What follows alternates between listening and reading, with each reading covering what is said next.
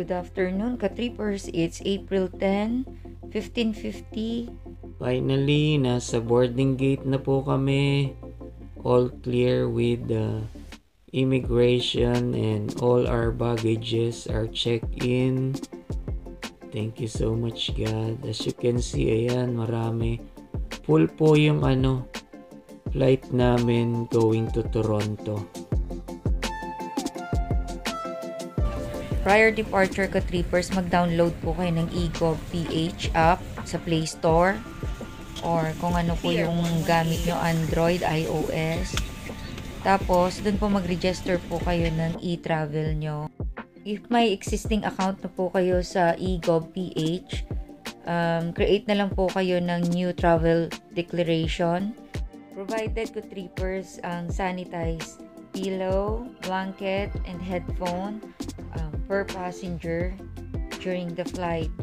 Enjoy watching! Pilot in command is Captain Dino Burgos of this ship flight for Sir Gina.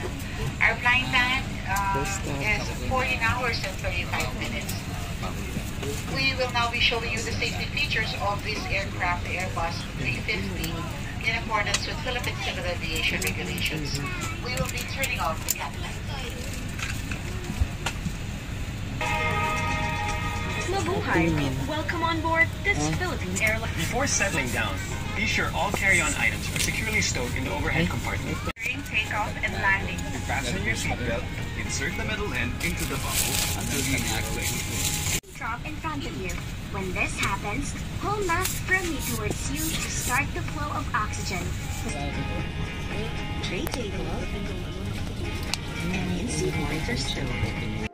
Flex muna ulit, ka-trippers. Pwede po kayo dyan manood only ng movie. Sa screen, touchscreen na po yan. Tapos eto na po, for take off na po kami. Bound for Toronto, Leicester, Pearson, Terminal 3. Enjoy watching, ka-trippers!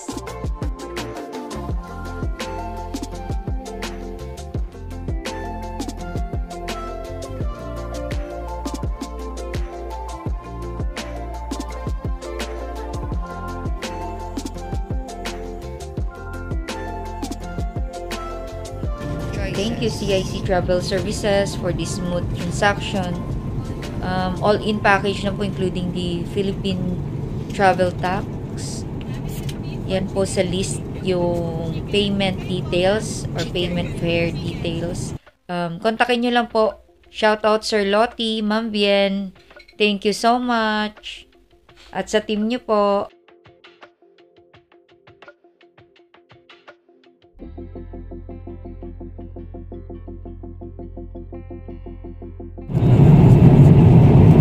Alaska, Anchorage.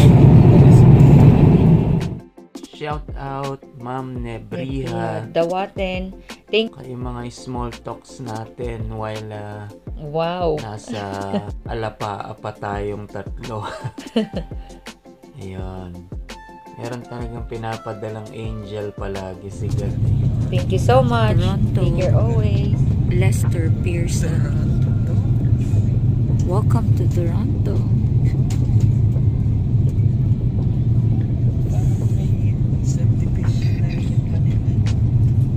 Toronto Pearson.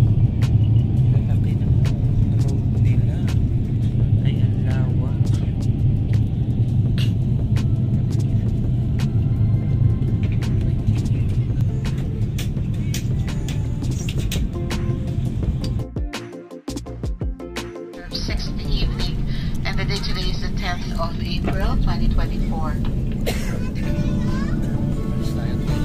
The ground temperature is 80 degrees Celsius or 64 degrees Fahrenheit. Remain seated with your seatbelt securely fastened until the seatbelt sign is switched off. For an orderly manner of disembarkation, passengers must remain seated and await instructions for deplaning. Transfer flight namin Air Canada 440 Toronto to Ottawa.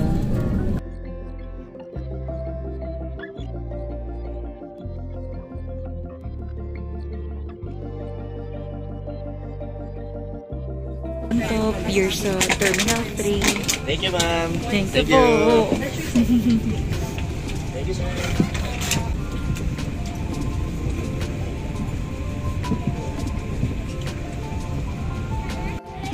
Ayun, systematic sila ka-trippers. Inuuna yung may mga connecting flight.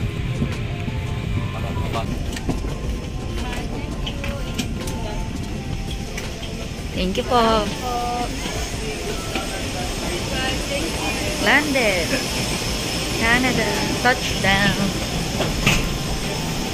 Hi, sir. Hopefully, I'm doing good in that video, right? Yes.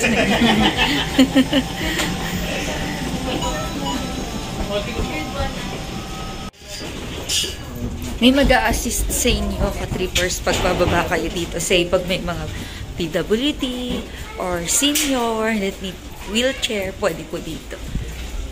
Same din po sa Philippine standard naman po yun eh. Ang bigat ng carry namin para lang mapagkasyang 142 kilograms. Sir, do you have radio? Oo. Oh.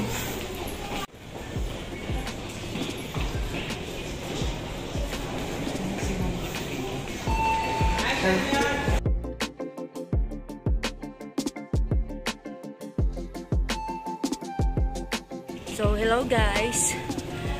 Just arrived here in Thank you.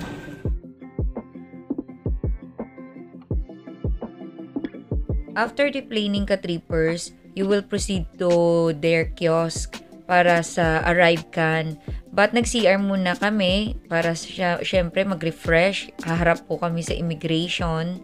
Trippers, nagpalit na ako ng pangmalakasang polo. Syempre, harap tayo sa Canadian immigration para presentable naman at ma-impress sila. Nasa screen naman po yung arrive can application. Download nyo lang po. But optional, pwede naman po sa airport na lang nyo gagawin yan. Kami, kinuha namin 1 day before flight. Yan po yung kiosk, ka-trippers. Per family po siya. No need po mag-individual. Once na-scan na po yung passport nyo po, may lalabas na thermal paper. Yun po yung ipipresent sa immigration.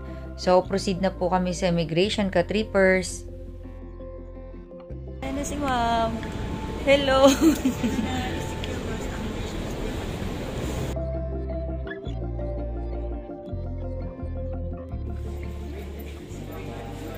Welcome to Canada!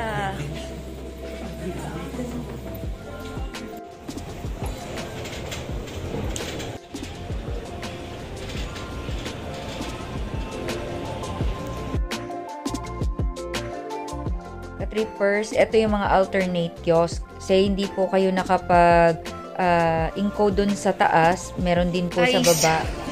Tapos na kami sa immigration and then nakuha na rin kami ng may mga mag-guide po sa inyo pag-assist sa kiosk. And then, para sa permits, iba po yung lane ng permits at mga citizens. So, meron din pong security na i-assist po kayo saan po kayo na lane. Nakapas na po kami sa immigration and nag-issue ng mga permits po. Success! Open work student! Si Sir Judge. Ma'am Jeng! Si Sir Judge. Si IC, Docs International. Sir Judge ng immigration. Sir Judge, thank you so much. Seat na kami, ka-trippers. Connect na po kami sa Ottawa. Proceed na kami, ka-trippers, sa Terminal 1, transfer flight to Air Canada 440. So, recap, ka-trippers, after deplaning, proceed sa kiosk. So, kung merong kiosk sa taas, meron din pong kiosk sa baba, prior immigration. Para sa student and work permit, iba po yung lane nyo. Hindi po muna kayo makakapag-proceed sa carousel para kunin ang bagahe. Ang hand carry nyo lang yung bitbit at documents. Pipila po kayo doon sa immigration. Ready nyo always ka-trippers yung arrive can, thermal paper, and your passport. I-check po yan ng immigration officers. After that, pag checks, if family of 2 po kayo, lalagyan ng number 2 dun sa likod ng paper and front.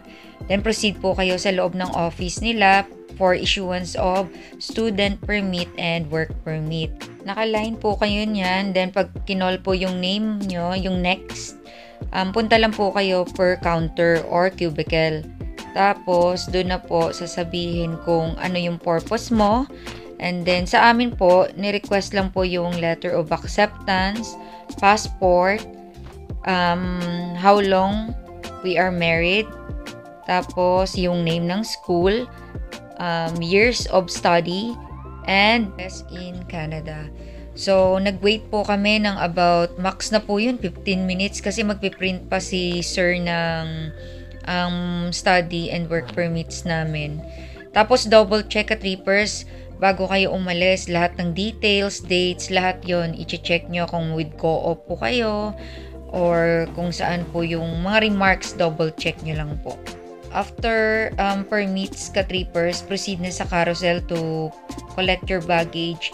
Ang baggage po namin naka-arrange na pagdating kaya swabe lang, ganda ng sistema nila dito. Next naman po, transfer to Air Canada.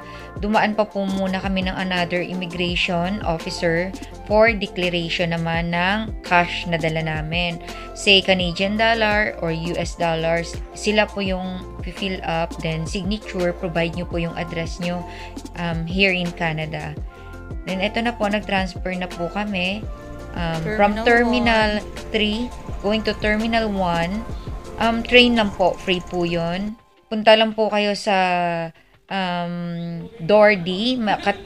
Door D, malapit po yun sa elevator. Then, nag-take po kami ng elevator going to level 3. Tapos, train na po. Ang train po na yan, paikot-ikot lang. So, check nyo lang po yung digital screen kung saan na po yung mag-proceed yung train. Stop nun is Terminal 1. Next video ka-trippers, Toronto to Ottawa. Thank you for watching. Thank you.